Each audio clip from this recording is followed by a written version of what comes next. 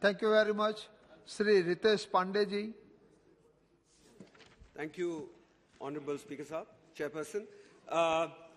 I rise to support the Weapons of Mass Destruction and their Delivery System Prohibition of Unlawful Activities Amendment Bill 2022. The bill amends under Clause 2 the intersection of, there's a new section, Section 12A, which reads out that no person shall finance or provide financial services for any activity which is prohibited under this Act or under the UN Nation Security Council Act 1947 or any other relevant act for the time being in force or by an order issued under such acts in relation to weapons of mass destruction and their delivery system.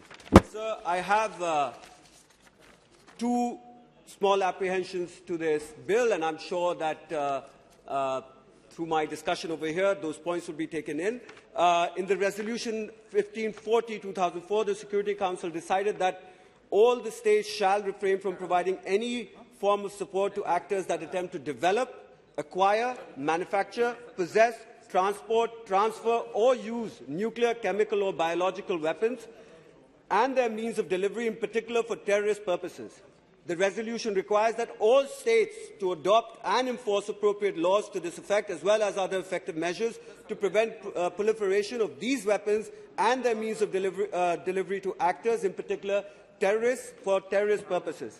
Nonetheless, sir, detecting proliferation-relevant illicit financing is even harder than detecting money laundering or terrorism financing. The risk posed by weapons of mass destruction stems not only from ready-made bombs, nuclear, chemical, or radiological materials, but also from dual-use goods and technology that are traded, shipped, and are sort of traded all across the world.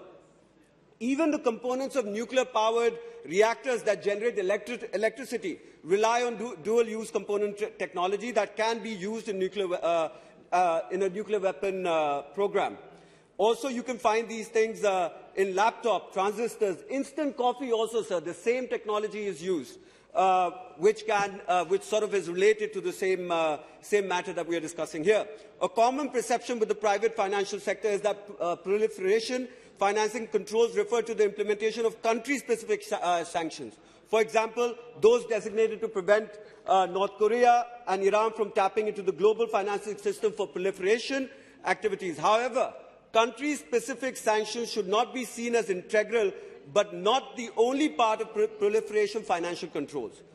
Financial institutions are aware of UN Security Council resolutions, though they are not always equipped to implement country-specific ones. Moreover, sanctions implementation is the limited capacity of financial institutions to distinguish proliferation activity.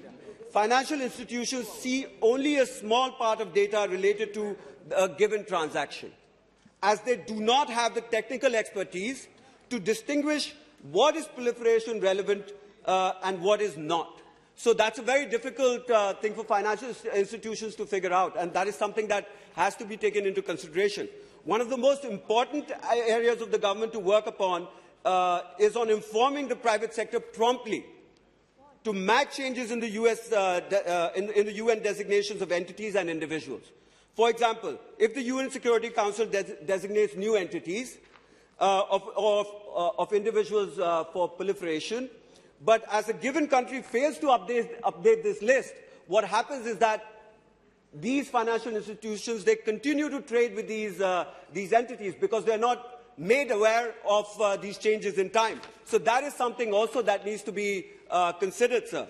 And finally, I would like to say that there are certain practicalities, sir, and that come into these issues, and they need to be resolved. Financial institutions and softwares that screen transactions against a list of UN-designated entities and individuals, in practice, such screening systems return high numbers of negative false positives.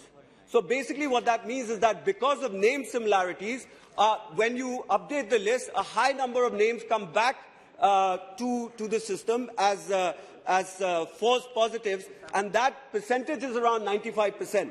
So this is a huge risk, and risk managers spend a lot of time trying to figure this out.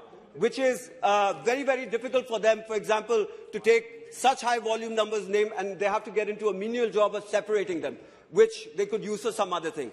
On behalf of Bahujan Samaj Party and and Bahan Kumari Mayawati ji, I would like to support this bill. And one more request, sir. We continuously we haven't passed a single bill unanimously. And there are many bills that we have gone out, and there have been support from the opposition as well. I think such a bill, when everybody is supporting it, chair से कम सर्वसम्मत सुनना चाहिए हम लोगों को, क्योंकि इसमें हम लोगों का भी हाथ है.